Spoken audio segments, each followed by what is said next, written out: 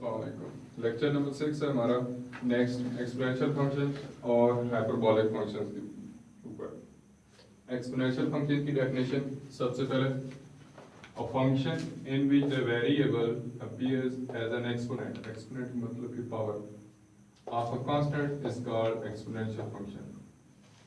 ऐसा फंक्शन जिसमें variable constant की पावर में आ रहा हो वो फंक्शन कहलाता है एक्सपोनेंशियल फंक्शन। फॉर एग्जांपल, ये a यहाँ पे कांस्टेंट है a की पावर x, ये e की पावर x, ये बहुत ज़्यादा आगे हमारी जितने भी कोर्स उसमें यूज़ होंगे। ये एक्सपोनेंशियल फंक्शन है क्योंकि इसमें जो वेरिएबल है वो कांस्टेंट की पावर में आ रहा है, एक्सपोनेंट में आ रहा है, 5 की पावर sin x। अब यहाँ पे भी वेरिएबल जो है वो ऊपर पावर में है, कांस्टेंट की पावर में। ऐसे जो फंक्शंस होते हैं ये क्या कहलाते हैं? Exponential functions. Function in which the variable appears as an exponent power of a constant is called an exponential function. ऐसे फंक्शंस जिनमें वेरिएबल कांस्टेंट की पावर में आ रहा हो वो कहलाते हैं एक्सपोनेंशियल फंक्शन। इसके बाद कुछ हाइपरबोलिक फंक्शंस हैं। जैसे हमारे पास 6 ट्रिग्नोमेट्रिक फंक्शंस हैं तो 6 ही हमारे पास हाइपरबोलिक फंक्शंस भी होते हैं और इनकी स्पेसिफिक वैल्यूज दी गई हैं, बताई गई हैं कि इसकी ये वैल्यू है और इसकी ये वैल्यू है। The following functions are hyperbolic functions. ये जितने लिखे हुए हैं ये सारे हाइपरबोलिक फंक्शंस हैं। ये h रिप्रेजेंट यहाँ पे ये जो h आ रहा है ये ट्रिग्नोमेट्रिक फंक्शन और हाइपरबोलिक फंक्शन में डिफरेंशिएट करता है कि ये ट्रिग्नोमेट्रिक फंक्शन तो है लेकिन ये कौन सा है? हाइपरबोलिक फंक्शन है। Sign hyperbolic x, cos hyperbolic x, tangent hyperbolic x, cosecant, secant और कॉट हाइपरबोलिक x। इस तरह 6 ट्रिग्नोमेट्रिक फंक्शंस हैं, इसी तरह ही 6 हमारे पास हाइपरबोलिक फंक्शंस भी हैं। अब आपको यहाँ पे 2 हाइपरबोलिक फंक्शंस की वैल्यू याद रखनी होगी, बाकी जो 4 हैं उनकी वैसी वैल्यू हम फाइंड कर सकते हैं। ये परेशान नहीं होना कि ये इन तमाम की वैल्यूज हमारे लिए वो ज़्यादा मुश्किल हो जाएंगी तो हमें याद रखना, नहीं है, ऐसा नहीं है। आपको 2 जो हैं साइन हाइपरबोलिक x और कॉस हाइपरबोलिक x, इनकी वैल्यूज आपको याद रखना होगी, बाकी देखें कैसे फाइंड करते हैं। Sine hyperbolic x is equal to e की पावर x माइनस e की power minus x divided by 2 और कॉस हाइपरबोलिक x e की पावर x प्लस e की power minus x divided by 2। फर्क क्या है? साइन में माइनस है और कॉस में दरमियान में प्लस है, बाकी दोनों ये एक जैसी हैं। अब आप जानते हैं कि टेंजेंट x किसकी इक्वल होता है? ट्रिग्नोमेट्रिक फंक्शन की बात कर रहा हूं। टेंजेंट x किसकी इक्वल होता है? sin x divided bye cos x। इसी तरह टेंजेंट हाइपरबोलिक x किसकी इक्वल होता है? sin hyperbolic x cos hyperbolic x। अब यहाँ पे sin हाइपरबोलिक x की वैल्यू क्या है? e की पावर x माइनस e की power minus x divided by 2 और cos हाइपरबोलिक x की वैल्यू क्या है? e की पावर x प्लस e की power minus x divided by 2। ये 2 और 2 आपस में कैंसिल, तो पीछे टेंजेंट हाइपरबोलिक x की वैल्यू क्या बची? e की पावर x माइनस e की power minus x divided bye e की पावर x प्लस e की पावर माइनस x। तो ये टेंजेंट हाइपरबोलिक x की वैल्यू ऐसे निकल आई है। ठीक हो गई बात? इस इंफॉर्मेशन को हमने जब यूज किया तो हमारे पास टेंजेंट हाइपरबोलिक x की भी वैल्यू आ गई है। अब इसी तरह आप जानते हैं कि ट्रिग्नोमेट्रिक फंक्शन में साइन का जो रेसिप्रोकल है वो कोसेकेंट है और जो कॉस का रेसिप्रोकल है वो सीकेंट है और टेंजेंट का जो रेसिप्रोकल है वो कॉट है। अब साइन हाइपरबोलिक x की वैल्यू है e की पावर x माइनस e की power minus x divided by 2, तो कोसेकेंट हाइपरबोलिक x की इसी को आप उल्टा दें, इसी का रेसिप्रोकल ले लें तो वो क्या आ जाएगी? 2 ओवर e की पावर x माइनस e की पावर माइनस x। तो ये भी याद रखना आसान होगी, जब साइन की याद होगी तो कोसेकेंट की भी याद रह जाएगी। कॉस का जो उल्ट है, कॉस का जो रेसिप्रोकल है वो सीकेंट है, तो ये कॉस की वैल्यू इसी को आप रेसिप्रोकल ले लें उल्टा दें तो ये बन जाएगी सीकेंट की वैल्यू। टेंजेंट की अभी हमने निकाली है कि कैसे ये आई है, तो जब टेंजेंट की ये वैल्यू तो टेंजेंट का रेसिप्रोकल कॉट, तो इसी वैल्यू को हमने उल्टा दिया, रेसिप्रोकल ले लिया, तो ये हमारे पास कॉट हाइपरबोलिक x की वैल्यू आ गई है। तो ये हमारे पास 6 के 6 जो हाइपरबोलिक फंक्शंस हैं उनकी वैल्यू हमें मिल गई है, हमारे पास आ गई है। इससे रिलेटेड जो एक्सरसाइज में क्वेश्चन है वो 8 है। कहता है कि ये कुछ आइडेंटिटीज हैं, इनको आप प्रूव करें। जैसे आप मतलब फर्स्ट स्टेज में 9.4 में ये काम आइडेंटिटीज को प्रूव करते रहे। कैसे प्रूव करते थे? ये लेफ्ट साइड लेते थे, कभी किसी क्वेश्चन में आप राइट साइड लेते थे। लेफ्ट साइड लेते थे तो राइट साइड की इक्वल आनी होती थी, कभी राइट साइड लेके उसको लेफ्ट साइड की इक्वल शो करना होता था। तो हम भी यहाँ भी यही काम करेंगे। इसका पार्ट नंबर 1 में स्टार्ट करता हूँ।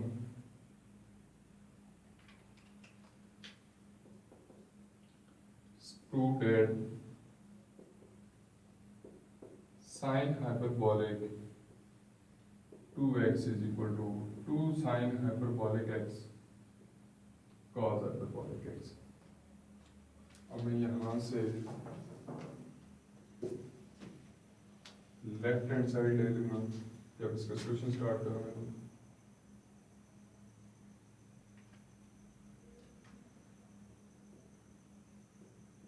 taking left hand, सॉरी हम लेफ्ट नहीं लेते बल्कि राइट लेते हैं। टेकिंग राइट हैंड साइड क्या आ जाएगा?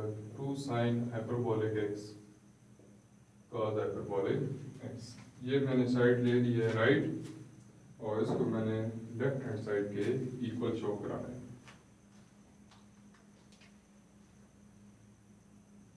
साइन हाइपरबोलिक x किसकी इक्वल है?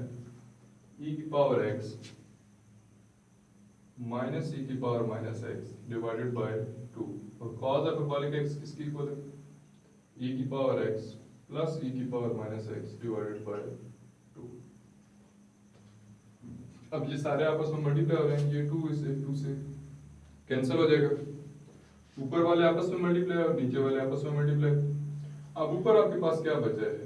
e की पावर x माइनस e की power minus x into e की पावर x प्लस e की power minus x divided bye नीचे क्या बच गया? सिर्फ 2। ये ऊपर आपस में मल्टीप्लाई हो रहे हैं।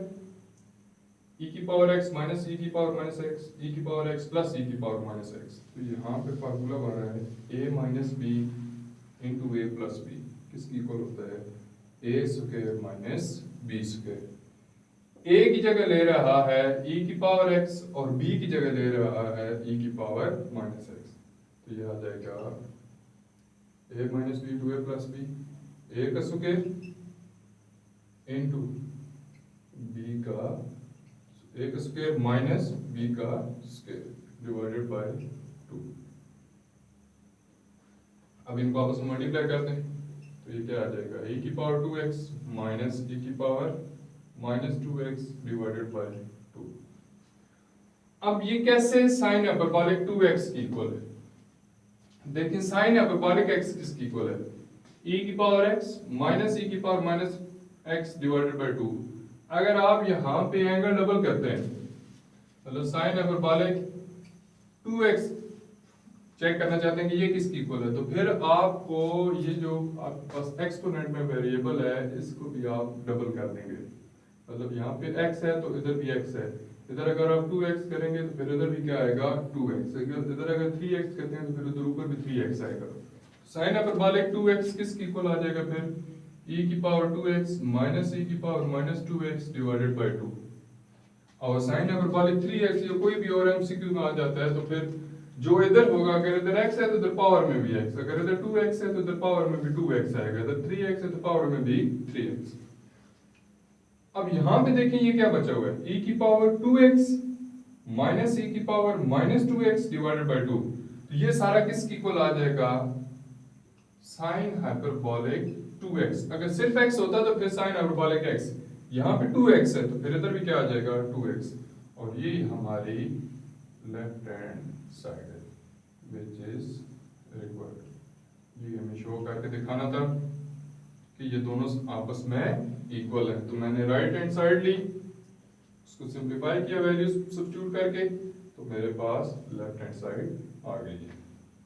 इसके बाद इसका एक और पार्ट में आपको करा देते हैं।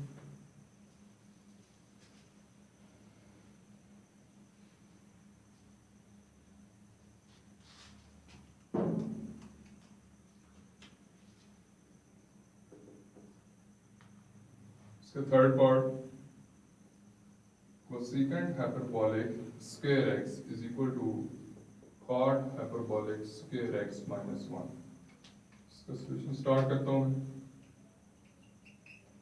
अब यहाँ पे भी मैं राइट हैंड साइड ले लूंगा, टेकिंग राइट हैंड साइड क्या है, cot hyperbolic square x minus 1। अब cot hyperbolic square x इसको मैं ऐसे भी लिख सकता हूँ, cot hyperbolic x होल का स्क्वायर माइनस 1। स्क्वायर अप्लाई करें दोबारा ये चीज बनती है, इसमें और इसमें कोई फर्क नहीं है। अब cot hyperbolic x की वैल्यू क्या है, ये वैल्यू इधर सब्स्टिट्यूट करें, क्या आ जाएगा आपके पास, e की पावर x प्लस e की power minus x divided bye e की पावर x माइनस e की पावर माइनस x होल का स्क्वायर माइनस 1। स्क्वायर ओपन करें, e की पावर x प्लस e की पावर माइनस x होल का square, नीचे भी आ जाएगा स्क्वायर, e की पावर x माइनस e की पावर माइनस x होल का स्क्वायर माइनस 1। अब यहां से एलसीएम ले लेते हैं हम इसको, e की पावर x माइनस e की पावर माइनस x होल का स्क्वायर, ये हमने एलसीएम ले लिया।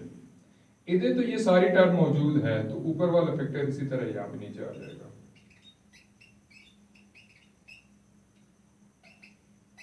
इधर 1 के नीचे कुछ भी नहीं है, 1 ही है, लिखें या ना लिखें इससे कोई फर्क नहीं पड़ता।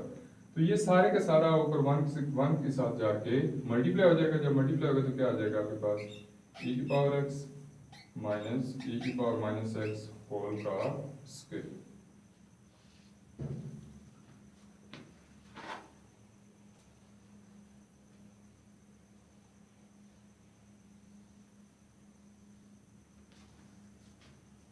अब हम ऊपर स्क्वायर को ओपन कर देते हैं, ये हमारे पास ओपन हो, इसके फार्मूला लगेगा a प्लस बी होल का स्क्वायर। a की जगह ले रहा है e की पावर x, तो क्या आ जाएगा, a का स्क्वायर ये प्लस b का स्क्वायर, ये b का स्क्वायर हो गया।